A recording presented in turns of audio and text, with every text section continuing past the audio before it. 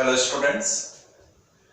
In the previous video we have discussed AC circuit contain only resistance and उसके बाद हमने किया AC circuit contain only inductor.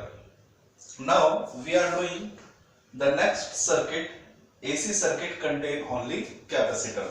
तो अगर आपने उन दो डेरिवेशन को बहुत ही ध्यान से देखा होगा तो प्यारे बच्चों उसमें आपको पता चला था we have the similarities. Derivation को करने की सिमिलरिटी होती थी, हम वोल्टेज का इक्वेशन लेके चलते थे और करंट का इक्वेशन फाइंड आउट करते थे और उसके बाद वोल्टेज और करंट के इक्वेशन की हेल्प से हम एक ग्राफ ड्रॉ करते थे जिससे हमें वोल्टेज और करंट के बीच में एक रिलेशन फाइंड आउट होता था। तो प्यारे बच्चों same thing we are going to do in this derivation, let's see. तो हमें एक एसी सर्किट को स्टडी करना है जिसमें केवल क्या है, एक कैपेसिटर। तो सबसे पहले हम क्या करते हैं, वी ड्रॉ डायग्राम, जैसे हमने ऑलरेडी पिछले दो डेरिवेशन में किया था। तो ये प्यारे बच्चों हमारे पास हमारा एसी सर्किट और इस एसी सर्किट में हमारे पास क्या है, केवल एक कैपेसिटर।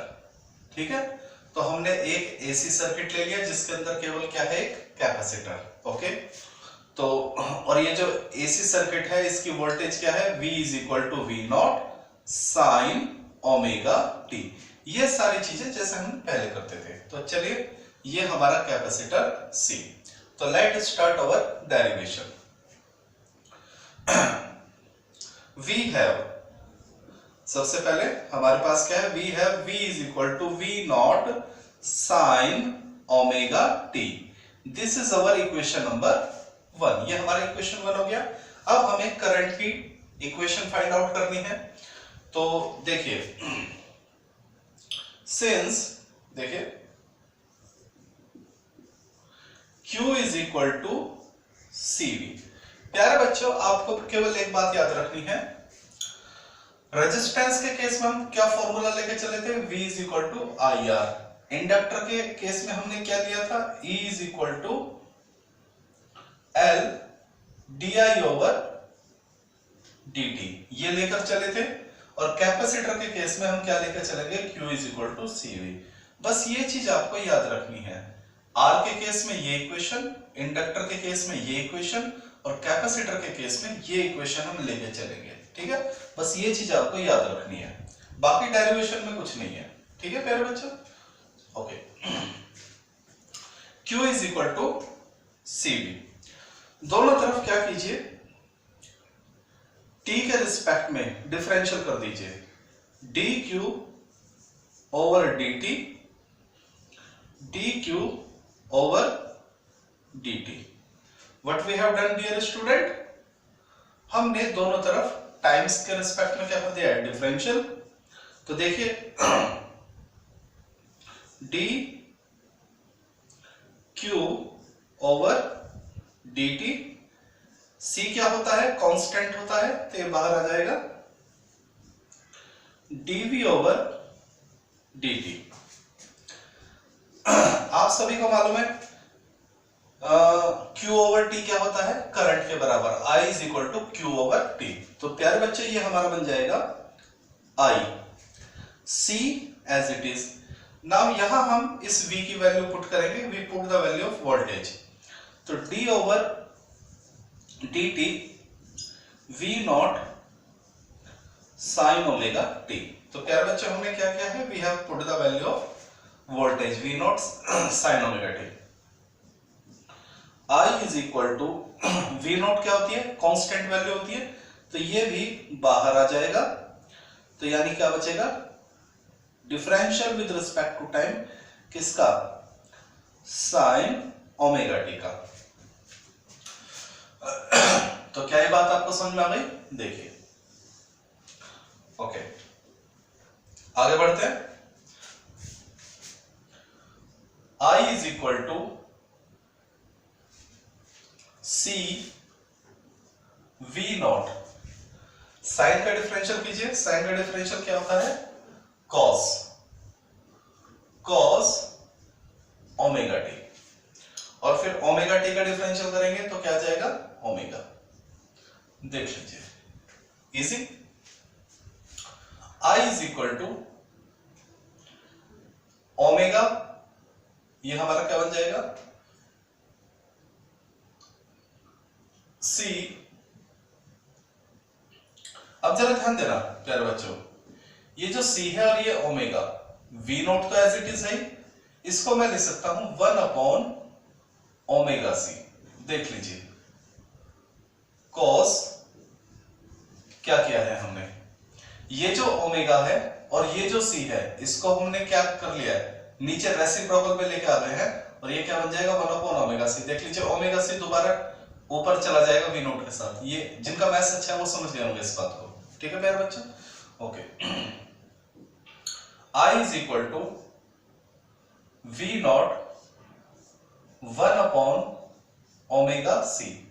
cos थीटा क्या होता है, cos थीटा होता है sin 90 प्लस थीटा। ये फॉर्मूला होता है ट्रिग्नोमेट्री का। cos थीटा को हम क्या ले सकते हैं, sin 90 प्लस थीटा। क्या ये बात आपको समझ में आ गई? ओके, अब हम इसमें एक चीज और करते हैं प्यारे बच्चों, लेट, बहुत इंपॉर्टेंट है। ये जो 1 अपॉन ओमेगा C है इसको हम लेते हैं XC। 1 अपॉन ओमेगा C इसको हमने क्या ले लिया XC, बहुत ही इंपॉर्टेंट है। और ये जो XC है इसका नाम है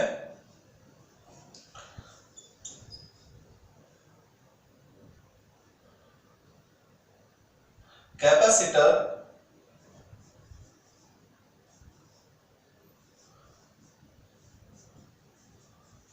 रेजिस्टेंस। जैसे XL का नाम क्या था, इंडक्टर रेजिस्टेंस, किसी भी इंडक्टर का रेजिस्टेंस, तो ऐसे ही ये क्या है, किसी भी कैपेसिटर का रेजिस्टेंस। क्या ये बात समझ आ गई? चलिए इसको हम डिटेल में डेरिवेशन के बाद, जब ये हमारा डेरिवेशन हो जाएगा इस उसके बाद हम ये जो हमारे टर्म है XC कैपेसिटर रेजिस्टेंस, इसको हम डिटेल में पढ़ेंगे, ठीक है ना, जैसे हमने XL को पढ़ा था। ठीक है, चलिए तो फिलहाल तो इसको भी इतना ही देखिए। तो देखिए हमारा क्वेश्चन क्या बन जाएगा, I is equal to V naught, ये पूरा टर्म आपने क्या ले लिया XC, यहां क्या आ चुका है, ये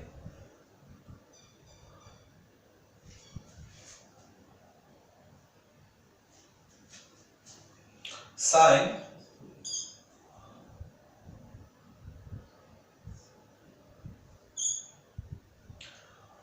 pi by 2 plus omega T है जो भी, ठीक है ना, किसी को भी आगे पीछे लिख सकते हैं। 90 plus omega T, pi by 2 लिखे 90 लिखे, एक चीज है, ठीक है ना। cos theta is equal to sin 90 plus theta. चलिए I इज इक्वल टू, प्यारे बच्चों V क्या है, वोल्टेज, ये क्या है रेजिस्टेंस, किसका, कैपेसिटर का। तो वोल्टेज अपॉन रेजिस्टेंस क्या होता है, करंट के बराबर होता है। और करंट का नेचर वही होता है जो नेचर वोल्टेज का होता है। तो वोल्टेज कैसा है, पीक, तो यहाँ करंट भी क्या आएगा, पीक। क्या ये बात समझ आ गई, voltage upon resistance current, sine 90 plus omega t. This is equation number 2। तो प्यारे बच्चों वोल्टेज का इक्वेशन हम लेकर चले और करंट का इक्वेशन हम लेकर आ चुके हैं। वोल्टेज का इक्वेशन हम लेकर चले थे और करंट का इक्वेशन हमारे पास आ गया है, डेरिवेशन कंप्लीट। बस अब तो हमें इन दोनों इक्वेशन से क्या करना है, ग्राफ ड्रॉ करना है। तो देख लीजिए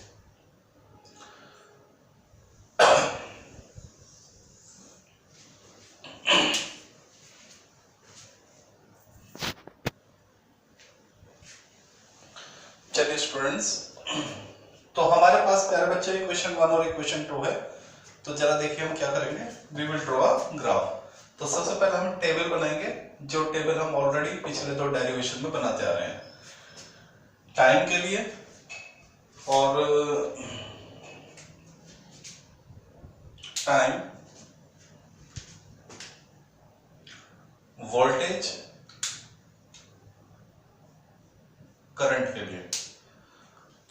देखिए इनकी वैल्यूज कैसे लेंगे। हमें एक ग्राफ बनाना है।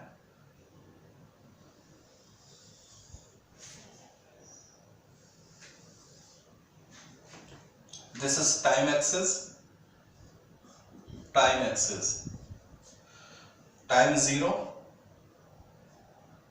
t/4, t/2, 3t/4 और t। ठीक है, तो जब टाइम 0 है तो देखिए v का इक्वेशन देखिए, जब t क्या हो जाएगा 0, तो ये पूरा टर्म क्या हो जाएगा 0, साइन 0, और साइन 0 की वैल्यू क्या होती है 0, तो v की वैल्यू क्या हो जाएगी 0। तो जब टाइम 0 है तो वोल्टेज की वैल्यू क्या हो जाएगी 0। जब क्लियर हो गया, ऐसे ही अगला टाइम क्या है t/4। जब हम t/4 रखेंगे तो इसमें ये हम ऑलरेडी कर चुके हैं, तो जब आप इसमें t/4 रखेंगे तो v की वैल्यू आएगी v0, t/2 के लिए 0, 3t/4 के लिए -v0 और t के लिए 0। तीनों ही डेरिवेशन में AC circuit contain resistance, AC circuit contain inductor और AC circuit contain capacitor.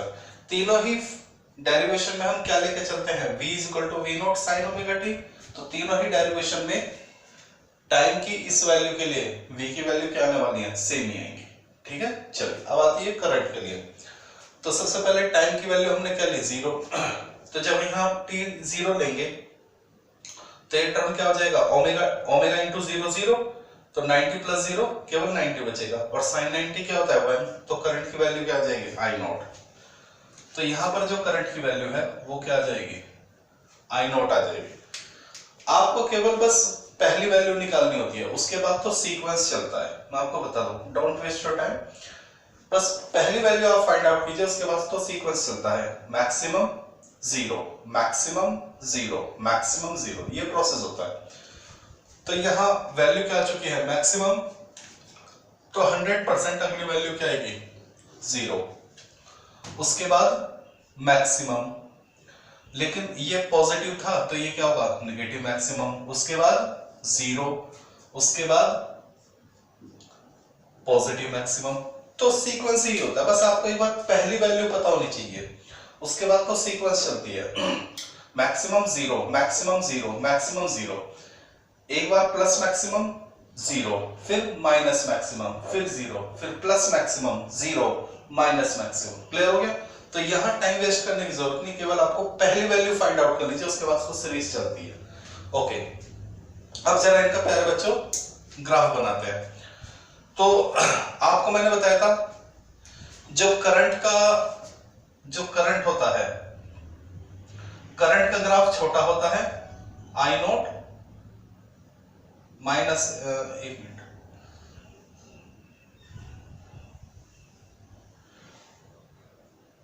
Minus I0, V0 minus V0। ठीक है, करंट का ग्राफ थोड़ा नीचे होता है और वोल्टेज का ग्राफ थोड़ा सा ऊपर होता है। Why?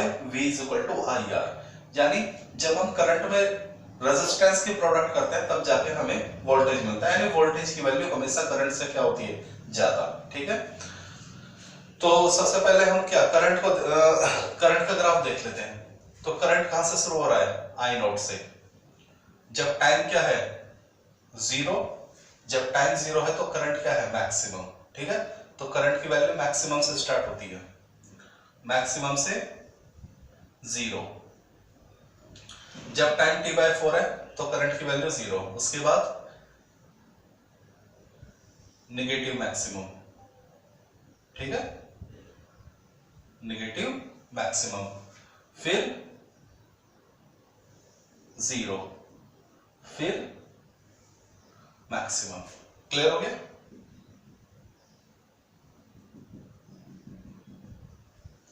वोल्टेज की वैल्यू देखिए,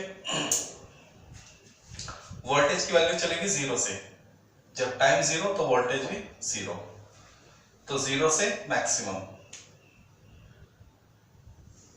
ये देखिए फिर मैक्सिमम से 0, फिर 0 से मैक्सिमम, फिर मैक्सिमम से 0।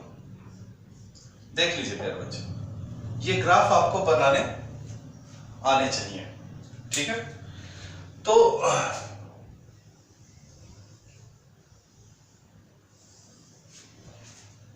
यहां से हमें क्या बात पता चली कि जब देखिए जब टाइम 0 है, जब टाइम क्या है 0, तो वोल्टेज की वैल्यू क्या है 0, लेकिन करंट ऑलरेडी क्या है मैक्सिमम, यानी जो करंट है वो वोल्टेज से एडवांस चलता है।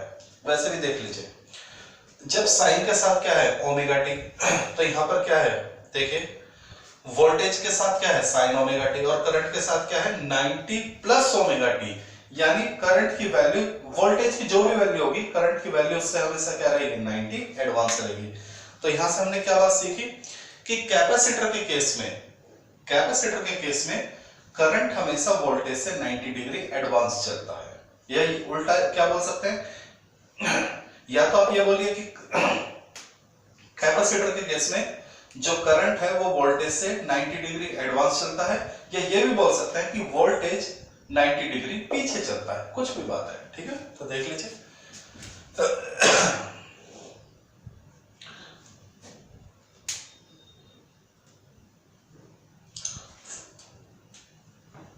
for capacitor current flow 90 degree advance with voltage, ठीक है। जो कैपेसिटर के लिए जो करंट है वो 90 डिग्री का चलता है, एडवांस चलता है, फॉरवर्ड चलता है, किससे वोल्टेज से। बात समझ आ गई।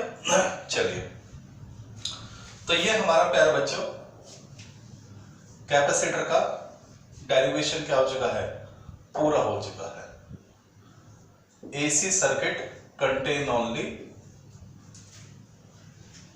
कैपेसिटर, ठीक है। तो ये बातें आप याद रखेंगे। रेजिस्टेंस के केस में दोनों पैरेलल चलते हैं, इंडक्टर के केस में करंट 90 डिग्री पीछे चलता है, और कैपेसिटर के केस में करंट 90 डिग्री आगे चलता है। ये बातें आपको पता होनी चाहिए। चलिए, अब हम कुछ छोटी छोटी बातें डिस्कस करेंगे जो हमने पिछले वीडियो में डिस्कस करी थी, ठीक है, इस सर्किट से रिलेटेड।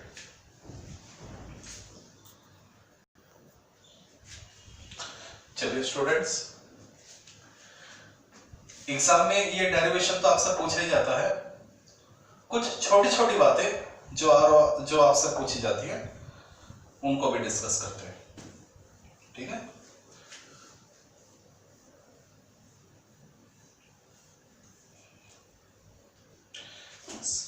क्या पूछ लिया जाता है आपसे, सबसे पहले नंबर 1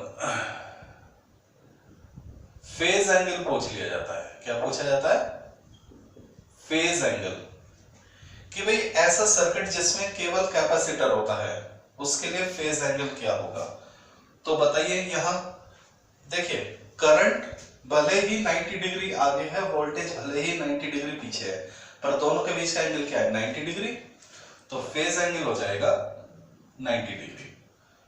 दूसरा क्या पूछा जाता है, पावर फैक्टर पूछ लिया जाता है। पावर फैक्टर का फॉर्मूला क्या होता है प्यारे बच्चों, cos फाई। फेज एंगल क्या होता है, फाई, ठीक है। फेज एंगल को किससे रिप्रेजेंट करते हैं, फाई से, वो कितना है 90 डिग्री। पावर फैक्टर का फॉर्मूला होता है cos फाई, तो cos 90 और cos 90 की वैल्यू क्या होती है 1 या 0, ओके। चलिए, पावर फैक्टर क्या होता है 0। उसके बाद आपसे फेज डायग्राम पूछ लेता है, फेज डायग्राम। तो फेज डायग्राम अगर आपसे आ जाए बनवाने के लिए तो देखिए कैसे बनाएंगे।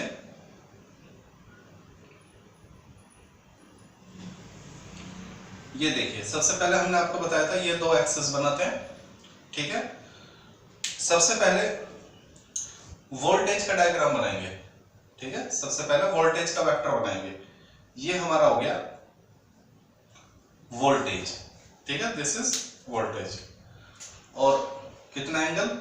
ओमेगा टी, क्योंकि V का फॉर्मूला क्या था? V का फॉर्मूला था V is equal to V naught sine omega T.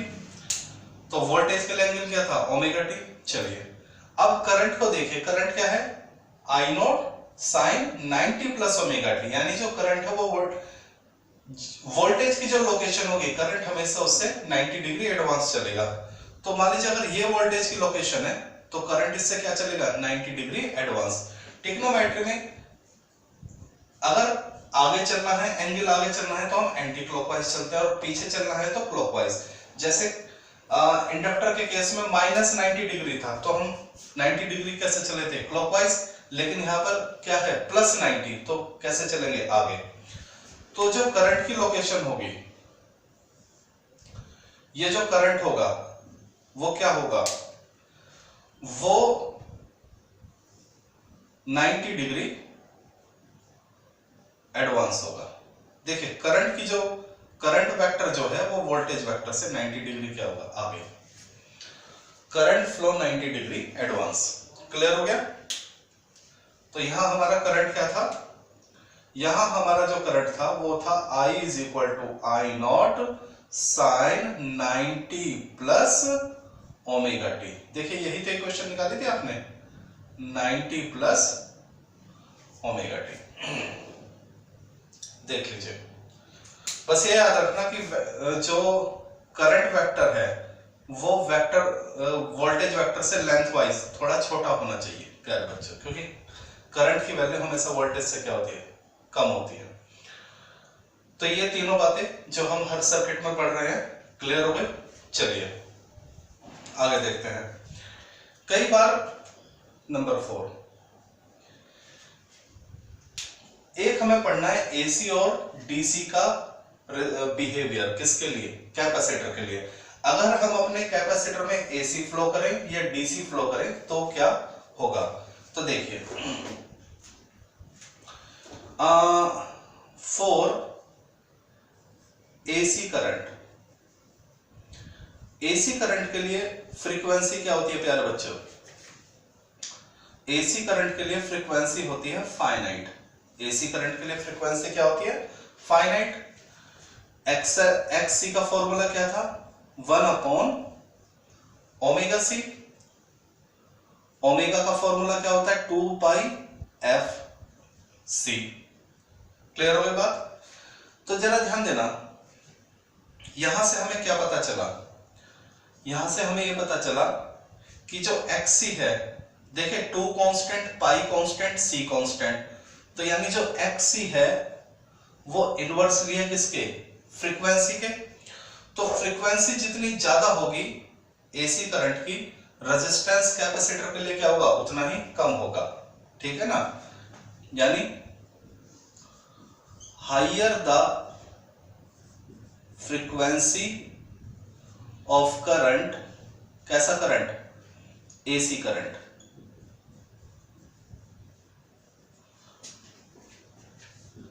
XC is low. तो यानी जो कैपेसिटर है वो उतना ही कम क्या देगा? रेजिस्टेंस। तो इसका मतलब जो एसी करंट है वो कैपेसिटर में इजीली क्या हो सकता है? फ्लो हो सकता है। AC hence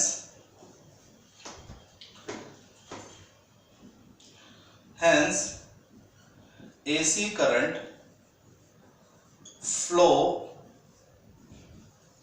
easily in capacitor. क्या ये बात समझा भाई? ओके।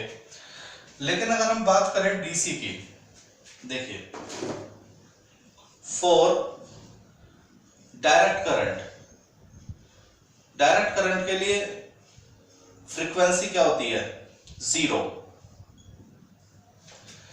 डीसी के लिए फ्रीक्वेंसी क्या होती है? 0। तो इसका मतलब XC का फॉर्मूला क्या है? देखिए XC is equal to 1 upon 2 pi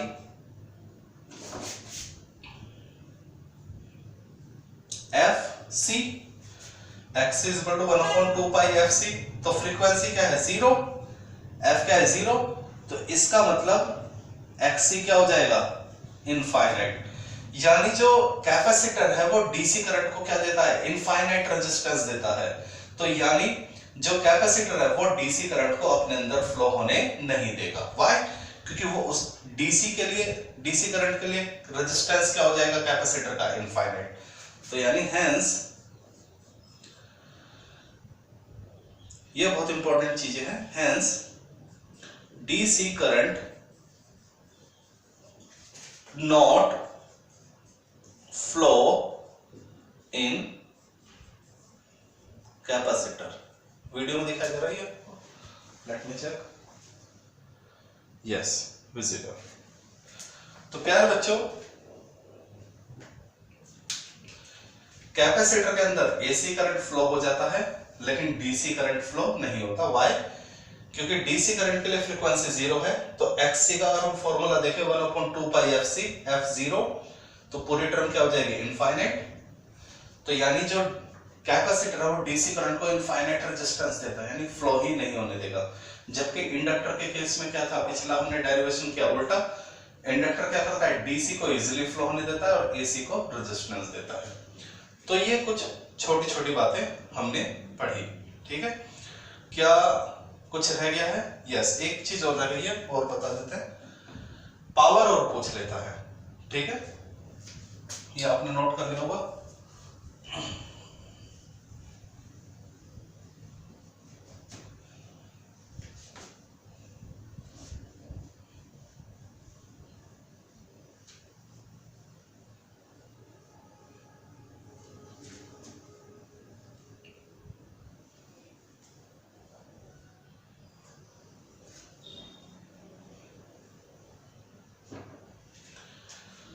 number 5, अगर आपसे कई बार वो पावर भी पूछ लेता है, ठीक है, एवरेज पावर। एवरेज पावर, ठीक है। तो जो एवरेज पावर होती है वो क्या होती है 0 होती है। Average power for full cycle, for capacitor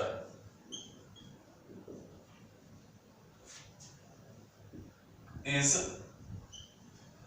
0, ठीक है। तो ये कैसे, तो मैं आपको बता दूं, ये बिल्कुल सेम ऐसे ही होगा जैसे इंडक्टर के केस में बकायदा इस चीज को हमने ड्राइव कराया था। मैं आपको बता दूं, जब हमने इससे पहले वाला आर्टिकल किया था AC circuit contain only inductor, तो वहां इस स्टेटमेंट को बकायदा मैंने, प्यारे बच्चों, वहां मैंने इसको बिल्कुल प्रूफ किया था। तो अगर एग्जाम में पूछ लिया जाए एवरेज पावर फॉर इंडक्टर या कैपेसिटर, तो दोनों के लिए ही एवरेज पावर क्या होती है 0, ठीक है। वहां हमने इसका प्रूफ किया था। तो अगर पेपर में मान लीजिए बाय चांस आ जाए, तो अगर आपने वो डेरिवेशन कर लिया तो सेम डेरिवेशन होगा, ठीक है। चलिए फिर भी बता देता है, अगर मान लीजिए दोबारा रिपीट करना पड़ा 2 मिनट लगेंगे। देखिए, अगर हमें पावर का फॉर्मूला क्या होता है, पावर का फॉर्मूला होता है VI। ये पावर का फॉर्मूला हो गया। चलिए, P is equal to, V की वैल्यू क्या आई थी, V0 sine omega t. Current की वैल्यू क्या आई थी, I0 sine 90 plus omega t. ये किसकी वैल्यू थी, करंट की वैल्यू थी। चलिए, इसके बाद P is equal to V0 sine omega t, I0 sine 90 plus theta क्या हो जाएगा, cos theta, sine 90 plus omega t cos omega t. P is equal to V0 I0 sine omega t cos omega t. हम क्या करेंगे, ऊपर नीचे 2 से क्या कर लेते हैं, मल्टीप्लाई और डिवाइड कर लेते हैं।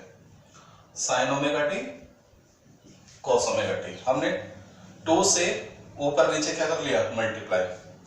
तो मालूम है क्या बन जाएगा, P is equal to V naught I naught over 2 sine theta cos theta. ये फॉर्मूला बन जाएगा साइन 2 थीटा का। ठीक है, ये ऑलरेडी हम पिछले वीडियो में पढ़ चुके हैं। तो ये बन जाएगा प्यारे बच्चों साइन 2 ओमेगा टी, ये समझ लीजिए।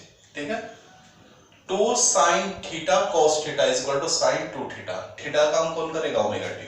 चलिए, अब अगर हमें इसकी एवरेज निकालनी है, एवरेज पावर, तो ये है एवरेज पावर का नोटेशन, पावर का एवरेज, ये नोटेशन हो गया। इज इक्वल टू, देखिए, इज इक्वल टू किस, पावर का एवरेज यानी इस पूरे का average, V naught I naught 2 sine 2 omega t. V naught I naught by 2 बाहर आ जाएगा और साइन 2 ओमेगा टी का एवरेज।